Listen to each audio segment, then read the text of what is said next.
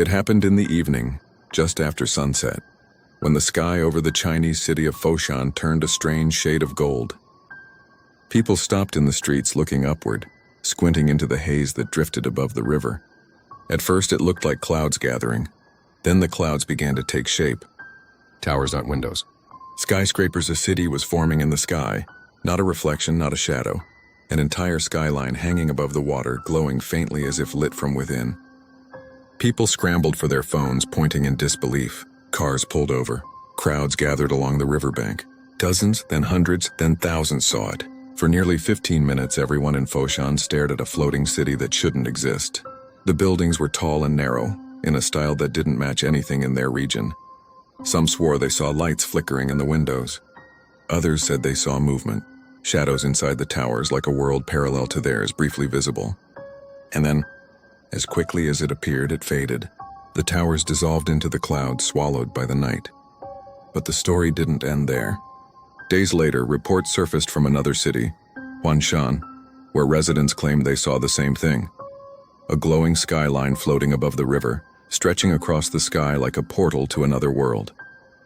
The events were so similar that people began to question whether they were witnessing a mass hallucination or something far stranger. Scientists stepped forward with an explanation, a rare optical illusion called a fata morgana.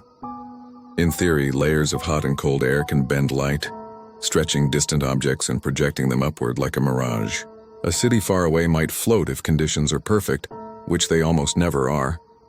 But here's the problem. The cities people described didn't match any known skyline.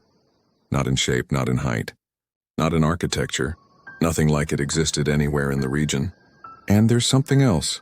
Fata Morgana mirages usually last seconds or at most a minute. This one lasted nearly 15 minutes twice. Even stranger, the projections weren't distorted like typical mirages. They were clear, structured, and eerily detailed, as if showing something real, not refracted. Some believe it wasn't a mirage at all. They claim it was a thin place, a moment where two worlds overlapped, revealing a city that exists somewhere else entirely. A parallel world, a future one, or a forgotten one. Others think it was a mass sighting of a holographic phenomenon, an experiment, a glitch, or something humanity isn't supposed to understand yet.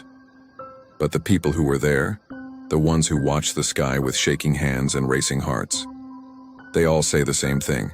It didn't look like a reflection. It didn't look like a trick. It looked like a city, alive, hovering over the world like a whispered warning from another reality.